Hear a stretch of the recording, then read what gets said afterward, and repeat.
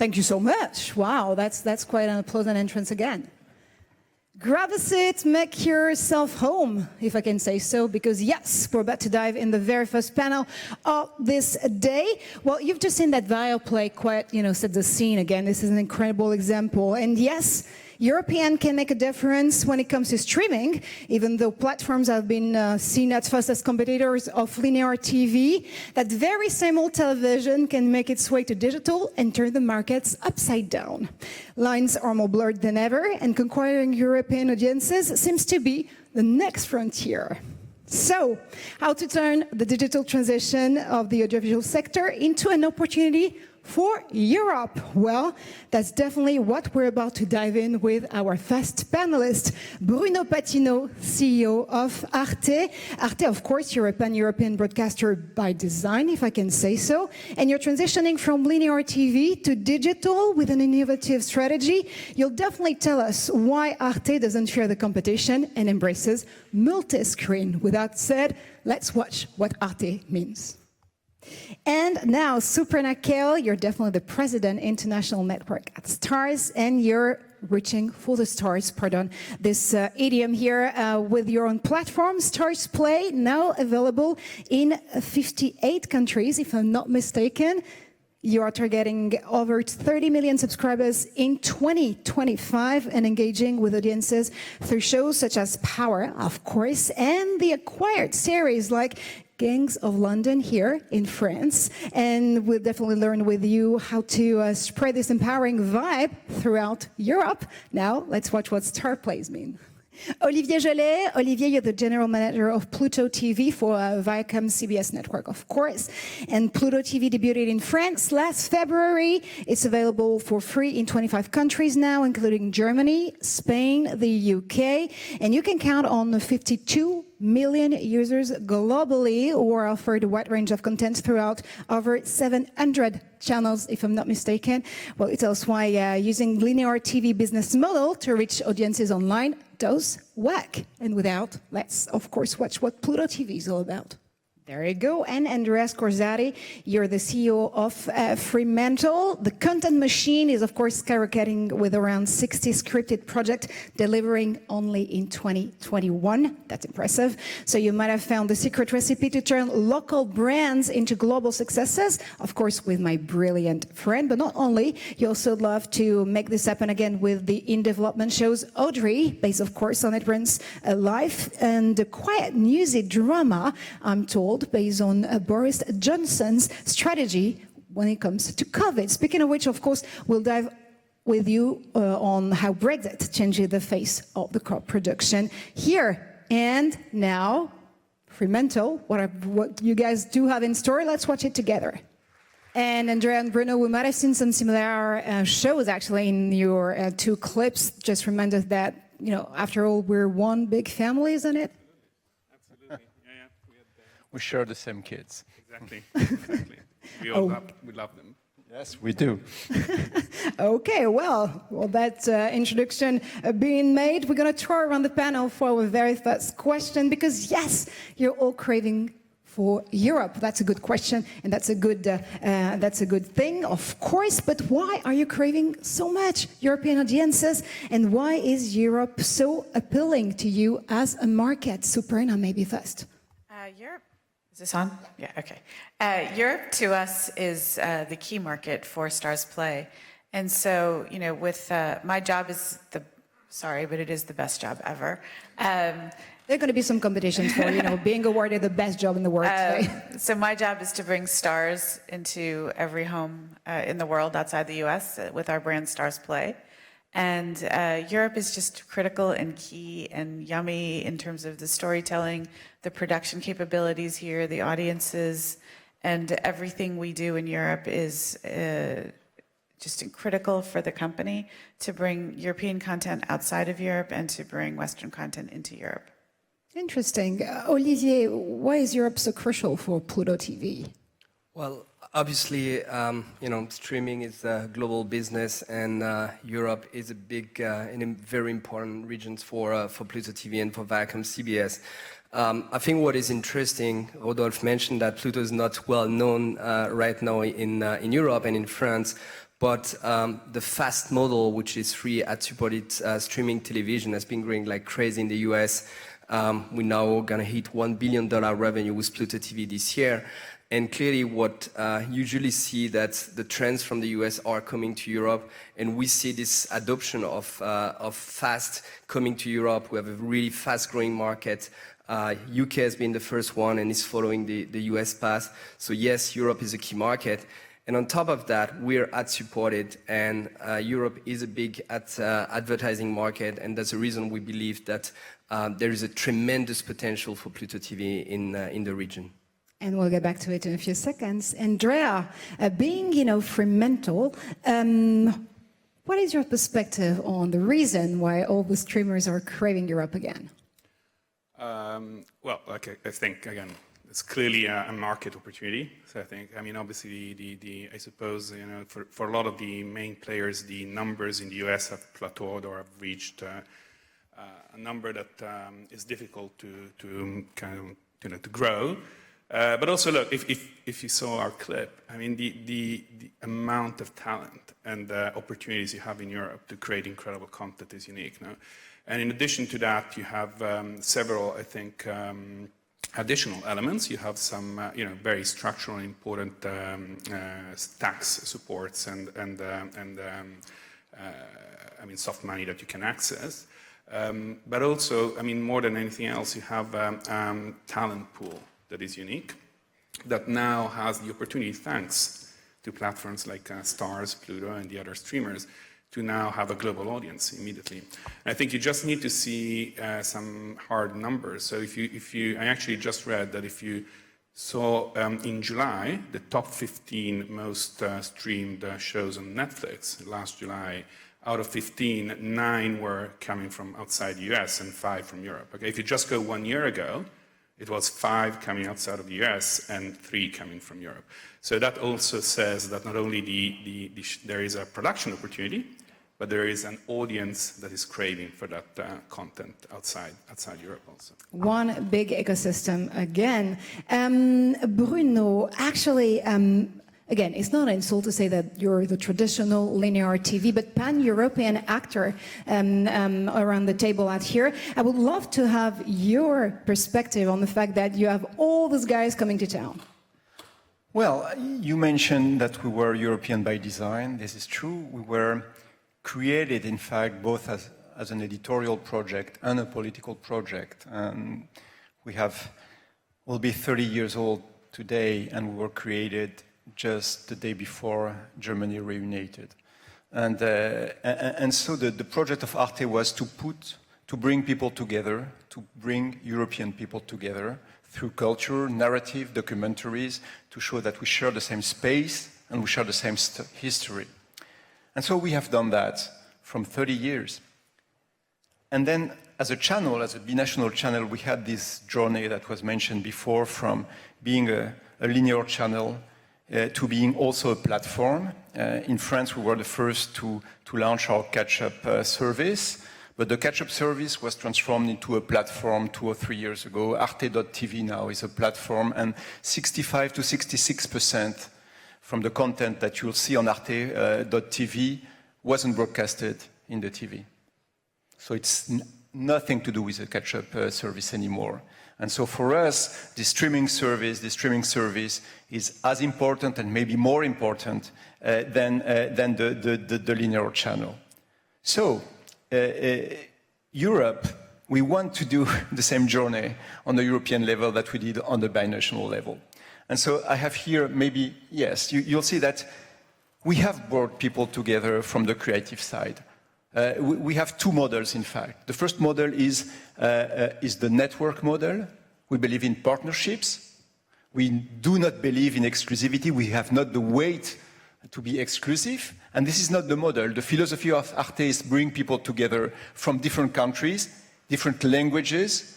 What you saw when you saw here the images were languages coming from all over Europe. And we are really, this here illustration shows you that we have worked with writers, creators, producers, but also TV channels, streaming platforms from all over Europe. Umberto Eco said, the language of Europe is translation, Arte's language is translation. We want to hear as many European languages as we can. So the model from a lot of time has been to bring people together from the creative side. And now we are trying to do the same thing on the distribution or dissemination side. Obviously, it's not as easy a journey. It requires a lot of means, but also the regulation system, and we'll speak about it maybe later, doesn't allow us to do it as smoothly as we could. But in fact, this is the way we envision ourselves, being not the European platform, but one European platform, bringing people together from different European countries. And you're definitely reading my mind, because, I mean, my next question is definitely about regulation. Well, sometimes trying to worm its way into Europe seems to be like a little Krav Maga class more than anything, because of a strong European regulation, which is good. But would you say that now these pieces of regulation have been, like seen as an opportunity to foster better innovation and better content? How do you envision regulation when it comes to Europe, Suparna? So for us, Stars Play started only 3 years ago, and it's always been our strategy and on our roadmap to have more and more European productions. We started in Spain, we're now starting in France as well, and in Latin America for that matter, certainly. And so for us, European content brings authentic voices, authentic storytelling with fantastic production values. And so for us, investing in original content is just the natural next step for our company.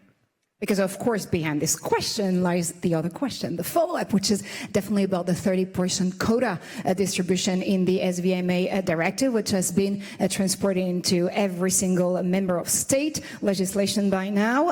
So, yeah, to put it differently, would you say that it's 30% quota distribution is a driver when it comes to European talents and shows and creation? I think for us, it's it's just again part of that evolution of our company. So we are investing in European content. It was always in our plan to do so, and we couldn't be more excited. We're partnered with Fremantle on a few shows as well out of Latin America at the moment. More to come, I'm sure, out of Europe. And we just believe in authentic storytelling for the countries that we're in. Wonderful. Andrea, maybe following up on what Suparna just dive into when it comes to the 30% quota. For you, of course, it's also a big game changer out there. Yes and no, I think. I personally have a slightly different view than on regulation. I still think the most important thing is to do great shows. Okay, if you do a great show and great IP, that show will sell and will travel. And the data I was referring before about Netflix, no regulation will oblige viewers to watch a show. Okay, so the reason why Netflix is commissioning more European shows is because they actually are very successful. Okay, now I don't want to say that regulation is not necessary. It is. I think the 30% quota will surely be important in reference to new players coming in the market. But I suppose this will be much more on the acquisition side, actually, than on the production side to fill up catalog. But in some way, I think creatives are at the center. Okay, it's not a rule that is at the center. And when a creative creates a great show, and then there is excellent production, and then there is a real partnership with the commissioner, then the show is a success. If you're doing this because you have a gun pointed in your head and you have to do it, in my experience, having been also on the other side for 12 years at Sky, it usually doesn't bring to very successful shows. That's my personal view. Well, that's definitely a very interesting personal perspective on the question. Olivier, of course, the question is a little different to you, as you're, again, curating all these TV channels on the platform, on Pluto TV, and you are more of a traditional television online, if I can say so. But still, what is your perspective on regulation right now? Well, actually, I can't agree more with Andrea. I think the most important thing is to have an offer which resonates with the local audiences. And wherever you go, whether when we launch in France, in Spain, in Germany, we're going to launch in Italy, it is important to have local content. You can't go in a new market with a pure US offering, there is a market for that. But if you want to be mainstream, if you really want to tackle and target everyone, every single audience, local content is key. So my view is that, yes, there are regulations in place, but we're talking about countries in Europe with very strong production background. France is probably one of the biggest production country, and the French audience love French content, the Spanish audience love Spanish content. So the goal is really to find the right mix for the audience, and that's what we're trying to do with our offering. We have a lot of US content coming from Viacom CBS, but we partner with local partners. We announced recently a big deal with Media One, for example, bringing all the former French TV classic from AB Productions to Pluto France, and that is showing the direction we're taking. I'm pretty sure that some member of the audience do remember some of the AB Production shows, and we're all like, oh my gosh, I'm gonna have to watch this to feel this teenage vibe again. Anyways, actually, speaking of finding the right balance, Bruno, if you may, it's kind of schizophrenic to be Arte today when you're producing so great shows, but are not allowed to commission them. Well, that's the French regulation, at least. German regulation is different because you're really, when you are Arte, you have a window on European complexity, in fact, because you have to deal with several technological backgrounds but as the French here, but also on different regulation systems. So at a moment or another, if Europe wants to exist, it will need to promote one single space as far as regulation is concerned. I guess we are going there. We'll be listening to Thierry Breton this afternoon, of course, on that subject. So I don't have to say that now, but it's a key thing. What we've done here. We have try to develop our own workshop, in fact. So we have European rights as far as documentaries, cultural shows are concerned. As far as series and fictions are concerned, it's in a way sometimes out of our league when we speak about money. So we can finance 50, 60% of a show, 40, 45, 30, and not have a single right or a very small right as far as IP is concerned. So this is something we will have to deal at a moment or another. But let me just comment on what was said. Of course, local content is important, but what Arte shows is that there is a European spirit too. I mean, we have, and I'm not speaking about a kind of European series, but there is something in common between Nordic shows coming from Poland, from the Czech Republic, from Spain, from Italy. What the experience has shown me is that we have something in common. The narratives are really different. I adore American shows. I have no problem with American series. I adore them. I binge them. So let me be clear about it. Which one did you binge lately? Let me be clear. I'm really a customer for US series. But a European narrative has something in common. People would say more tragic than epic. American culture is more epic than tragic on a theatrical point of view. But it seems to me that really, as far as Europe is concerned, we are trying to build a kind of common content culture, and it's very important to bring people together. It has been very easy to do. We have been doing that for culture, for music, for theaters, for documentaries rather easily. We're trying to promote that through series. It's more expensive, it's more difficult, the competition is higher. But as I told you, the model we have and we have been developing is the model of network and the model of partnership.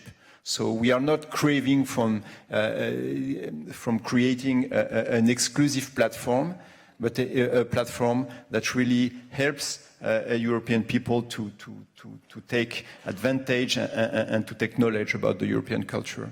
And we would like the regulation not to prevent us from doing that. I do absolutely agree that you don't create shows through regulation. You don't create a common culture through regulation. But regulation can help, not preventing European actors from developing themselves. We hear you, and definitely Thierry Breton would be, eager to answer those questions later on today. Now it's 2021. The landscape has definitely changed in Europe, and Europe is not only about its current 27 state members, because yes, UK has indeed Brexited. So how does it change your job, especially Andrea out there? Is there an opportunity to, reach out to new type of initiatives of co-production? With the UK being outside the EU for now? So I think at the moment the real answer is there's no big change. Okay, the realistic situation is there's some bureaucratic complications, but there's not big change. That not to say that it will not have change. Okay? I mean, Brexit is going to impact a lot of things. I think, however, if you look at the UK production, there is a much bigger issue there. Okay, if you think of how it worked 5 to 8 years ago, if you were producing a high-end show drama in the UK that had, what was planned to travel globally, the budget would have been anything between 1.2, 1.8 million pounds. BBC, Channel 4, ITV would have pitched in with 800,000, a million. You get some soft money, and the possibility that this show would have sold globally was very high. Okay, coming from UK, excellent production, English language. Okay, so great business model, and that's why you had an enormous amount of indie production companies in the UK that always considered the green light that came from BBC and ITV and Channel 4 as the green light of the show. Okay, so when they said yes, the show was green lit and it would start. Now you just fast forward to today. Okay, if you're producing a drama in the UK with an international cast, it's probably going to cost you anything from 2.5 to 5 million pounds an hour for the high-end ones. Now the little problem is that BBC and ITV still put 800,000 and a million, and on the other side, the international competition. That's what we're speaking today about, and the capacity and the audience willingness to actually watch non-English language shows has skyrocketed. So your competition when you are UK indie is now much bigger. And you have the kind of ratio of who is actually greenlighting the show is completely different. Because when you get the 800,000 from BBC, the show is not greenlit because you still have a 3 million gap or a 2 million gap. And my impression is that the UK production industry needs to still adapt to this change of paradigm, on which Brexit will have an additional impact, I think, in the next years.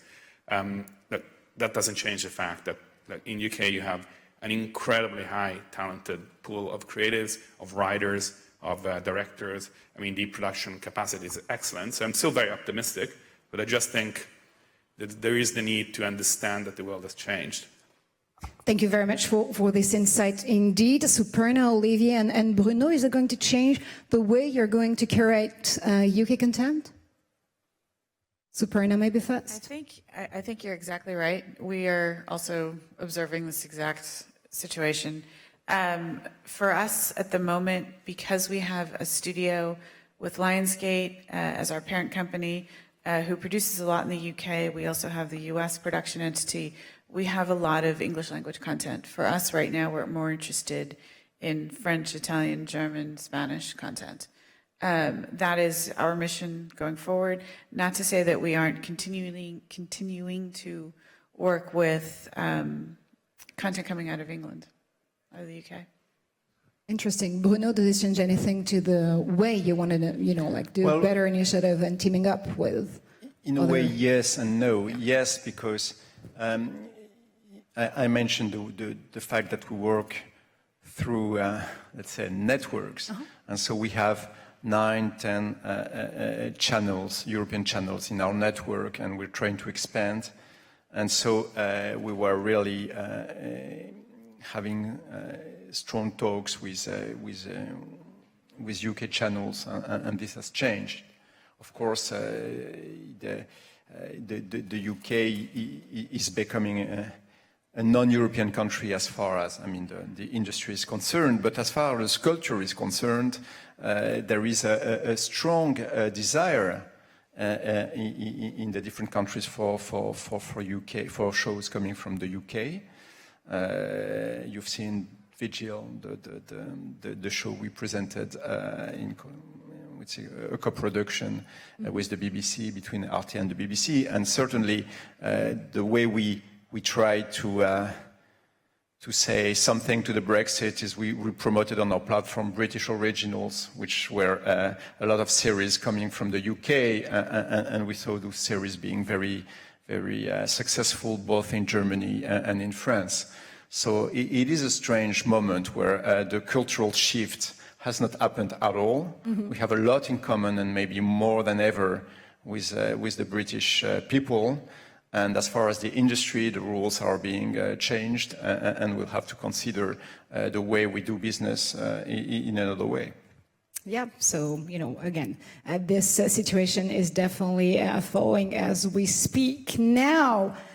Yep, the place is pretty crowded when it comes to streamers. Olivier and Superna, along with Netflix, Amazon, and Disney+, Pluto TV, and Stars Play. Of course, new players are around the block. I can mention, of course, NBC Universal's Peacock, who will debut in France shortly. Sky Showtime, actually, because it's definitely a joint venture between Comcast and Viacom CBS, is now set to conquer 90 million European audiences by 2022. So, yeah, there's a lot of people, trying to enter this business. So my question is pretty simple. How are you going to make a difference out there? And what's your recipe to connect with European content and audiences? So we have there's two answers to this. Yeah. So certainly one is content. The productions that are on Stars Play are edgy. We lean very heavily into crime, sex, drama. Any kind of vice, we are your platform. It's true. Pick up your weapon. We're adults only. We do not have any children's content. We don't have kids' films on there. Never watch a show on Stars Play with your children or grandparents or parents around. That would be bad. So, that's really important to us. So, we greenlit a show out of Spain, for example, with Bamboo called Nacho Vidal XXL, which it's based on the life of a porn star, the biggest porn star on every level in Spain. So that's just volume. An example, exactly, of what the types of shows are that we do. Here in France, we have all those things we never said from Marc Levy, and we just on and on and on. I could name 10, 15 more productions that, again, heavy, edgy, different. So that's part one. Part two is actually through partnerships. So with Viaplay, for example, we're available to all Viaplay consumers. So partnerships are really critical for us. We are an add-on on top of Amazon. We're an add-on on top of Apple. And so we are complementary, and we are that premium layer on top of these basic services. So whether it's Viacom, CBS, or Paramount, or whatever it might be, for that company or for Apple or Amazon, we are that layer on top, like we always have been for 20-something years in the US. So we are premium. That is what you find on our service. It's exclusive content, and that's how we differentiate ourselves. Olivier? Yes, at Viacom CBS, we have the vision to build an ecosystem which spans from free streaming to paid streaming. So we have Pluto TV, our free streaming platform, but also Paramount Plus in already 22 markets, US, Latam, Brazil, Nordics, and Australia, which is our premium paid streaming platform. We'll be expanding in new territories. We just announced recently the UK, Germany, Switzerland, Austria, and Italy as new markets, and also our joint venture with Comcast in some of the countries. So we really want to build that ecosystem, which allow us to also play with the windowing of our own content. But to be successful in streaming, I think for me there's 4 main components and factors. The first one is to have must-see content, whether from our own production. I mean, we have some iconic studios, Showtime, Paramount, CBS, Nickelodeon. So We have been producing content and hits for decades, and that's something which is very important. The second one is big brands. The brands that I mentioned before are iconic brands that people have been watching for decades, and it helps actually reaching an audience. Paramount brings a lot of imagery when you think about that. The mountain with the stars, everyone knows that, so it's a strong brand as a streaming service. And the third one is partnership. Obviously, the market is becoming very crowded, so it's important to be available on all devices, but also partners. So that's also the reason why we announced a big partnership with Sky in certain territories, in the UK, GSA, and Italy. And the fourth one is obviously a good product. People tend to forget that, but having a good product, a stable stream, is the most important topic. We are talking about a high-tech product. And a good stream is what the users want. They have no tolerance for buffering and things like that. And I think that's something which is very important. And I think we have at Viacom CBS a mix of everything, which that's the reason why we really believe in our strategy for streaming. But still, I mean, don't you fear a risk of cannibalization out there? Because we both mentioned the upcoming Sky Showtime joint venture between Comcast and Viacom CBS, of course. I mean, it gets back to the question upcoming, and of course, Andrea and Bruno can join the answers if they may. Don't you fear, guys, like this massive viewer fatigues in the end? I mean, you're coming all to town with massive brands, shows, incredible, titles and content, but still, there's a lot of things out there, and viewers just have 24 hours a day. That's true. I think there's something which is extremely interesting, is that the studies shows that each time a new streaming service is entering the market, the number of SVOD subs is stacking. So it's not like when Disney Plus launched in Europe, they didn't take that much market share from the others. They just create a new market. And I think the trends will follow with the new players coming. And it's also the case for free streaming and Pluto TV, where we created the market 8 years ago in the US, and now we are creating that in the European markets. But the market is expanding super quickly. Therefore, I think there is space for different products.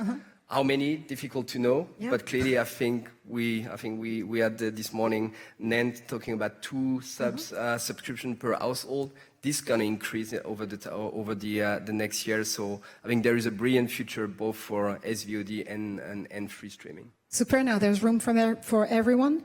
I think that there is, because certainly during the pandemic, as people were inside, they found more and more things to watch. They found us, which was fantastic. We doubled our subscriber base year over year. And we don't need to be in hundreds of millions of homes to be profitable. We are, again, that premium layer. And so, the content that we bring to bear is custom and bespoke and curated. And so I think content rules. If there's a show people want to watch, they subscribe. Coming back to Arte.tv, especially Bruno, again, audience fatigue at some point? First, of course, the streaming market is being more crowded, but the good news is it's more diverse. And in reality, at the moment, we'll have this kind of fatigue, but for the moment, people want to have the choice. And I'm absolutely certain that there is a strong desire to be able to choose between a lot of different services for your streaming market. You don't want to be limited to Netflix. I'm a Netflix subscriber, to Disney. I'm a Disney subscriber too. But I mean, having the choice is obviously what the viewer wants. And it's more diverse also because all kinds of streaming services are going to be able to develop. The global ones, the local ones, the very let's say, the very precise one. I believe that the competition will be not only about the quantity or the quality of the content, but also of the quality of your editorial, if the people can really know what they're expecting from you.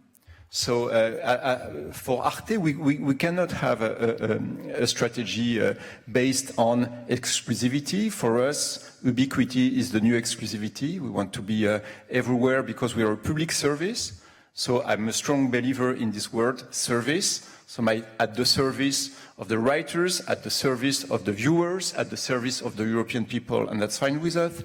This is why we have to be ubiquitous. Mm-hmm. But the other thing is that we don't want to cover every type of content with every type of show. Arte is a cultural show with specific narratives, and we want to stay in that very precise line of content in order to be identified by the people that choose us. And I'm happy to be talking to the only person in the world who has been gifted ubiquity, by the way. That's a very superpower to me. Anyway, so, I mean, with this massive amount, again, of content, Andrea, is the IP key more than ever? Obviously, I mean, the IP is one of the fundamental elements of the equation. I mean, IP, creative talent attached, execution, and the package. But let me get very quickly back to what we were discussing before. I think for the other side of the table, so for the creatives and the producers, look, choice of different homes is a great thing. Okay, the more there is different homes, but not. I would say, look, okay, there's a simple element here. You have more buyers, so that's good for obvious reasons. But actually, I'm making a different point. It's, look, not every show is right for every platform, as I think has been said very clearly even before. I mean, the fact today, the role of a producer is to support, to find an idea, to support the creation of that idea. I think, I personally think it's to finance that creation, it's to finance the development, potentially finance the packaging, finance the script, sit next to the creative, and then find the right house in a relation where that relation is a relation where you have notes, you go in a phase where the house will be able to interact and be very relevant, but in a way you have to find the right house because, as I said, not all shows are right for all platforms. And the fact that today you have platforms that have a very strong positioning is very important. So, I mean, we are incredibly happy we're starting to do projects with Disney Plus because that is a platform that has an incredibly strong brand and positioning. As as exactly it happens with Stars, the shows we do with Stars, as happens with shows we do with Arte, and I hope we will do some more studios. Well, I'm pitching here. If Series Mania can help, in some ways. But I think I just mentioned 3 platforms that have such a strong positioning that our creative talent are passionate when they have the right show to go on that place. Okay, so the choice is an incredibly powerful element. But going back to your question, yeah, look, obviously IP is key. There is obviously, I think, today very crowded market when you go to IP selection. But again, I think what you find out is then it's a combination of the IP and the people who work and create on that IP. Because look, IP alone without somebody creating something good is not very worthy. Olivier. Yes, I'd like to jump on one thing about the choice, because actually Pluto TV has been built on the idea of solving the paradox of choice. Because obviously we live in this content jungle, but it becomes difficult for the users to find the right piece of content, and they don't want to spend 20 minutes every time they want to be entertained. And therefore, that's how we came to this idea of creating well-curated linear channels where people can easily find the content they want, thematic channels, a bit like traditional television, yes, but that's what Pluto TV is, but in a new way, with new content, with a new way of creating the content.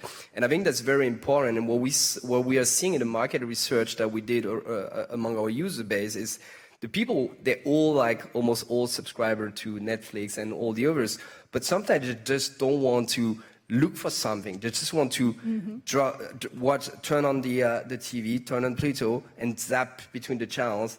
And I think that's great to have these different watching behaviors. Sometimes you want to be engaged and watch drama, and sometimes you just want to zap and watch something else. And that's really what we're trying to do with Pluto TV. So I think that's interesting. I think to see that choice is great, but not always. But actually, can you solve the equation without recommendation algorithms? We are. I mean, data is key in our system, and our curators and our programming people. They're watching data on a daily basis. But we are relying on human curation, and we're super proud of that. We believe that an algorithm, a machine, can't replace human curation as well. And for example, we have one of our curators is a MMA champion, and he's the one creating all the fight channels. Wow. We have real comedians who are the one creating the comedy channels. So we have a team of experts, and they're not only like perfect for the audience, they are the audience. And I think in a world where everything is automatic, I think it's good to have also a little bit of human curation in our system. So we're super proud of that. Yeah. Even if data is obviously key, we know more than what traditional TV is knowing. So we can track everything from the users, what they love, when they drop, when they bounce, and so on. And our goal is to improve our programming based on data, but it's not automatic. We still have someone sitting and curating the channels on a daily basis. Well, good to know that human wins over digital sometimes, Bruno, isn't it? Yes, I absolutely agree. Data is key, but the curation is also key. We try to add up to the curation contextualization. This is what we have tried to do with our platform. When something happens in Kabul, in Afghanistan, we put of course, on the homepage, every documentaries we have on Afghanistan, and so on and so on. So we try not only to curate, give the choice into a large space, but also to curate on a time basis what's happening, what do I want to see today. So this is our editorial positioning that we try to defend to the different viewers that choose us. And we strongly believe in relations. IP is key. Sometimes we can have some IP, sometimes we don't, but whatever the case, the relationship is key, relationship with the viewers. We try we have tried to increase the depth and the quality of the relationship we have with everybody that watch us through any kind of device, but also the relationships with producers, writers. We mentioned here with our friends Anna from Niccolo Amaniti. We are also in relations with the producers, of course, but with the writers, the writer who is also the réalisateur, the director, of course. The English word escaped me. So, but the director of the series, and we try to have this kind of relation to be the closest possible from the mind of the different writers in Europe. See, one big family after all. We have just 1 minute left to actually wrap this debate. So I'm going to ask you again, referring to the very first question we had to tackle, Europe at the era of digital and trying to worm its way to make the most of it. What will be the future looking like from your perspective, Suparna? In one word, how does the future look? More. Okay, more content, more audiences, more everything. Olivier? More content and more partnerships. There you go. Andrea? Exciting. Thanks, that's fun. And Bruno? The English word escapes me. J'ai beaucoup plus imbriqué. More imbricated would be in English. Embedded, but probably. And mix and matching every single one over this ecosystem. Thank you so much, ladies and gentlemen, for your perspective. I guess they deserve a big round of applause here. Thank you. Thank you very much. As promised, we're going to go to a very short 10 minutes break for sanitary purposes. When we're back, TF1 will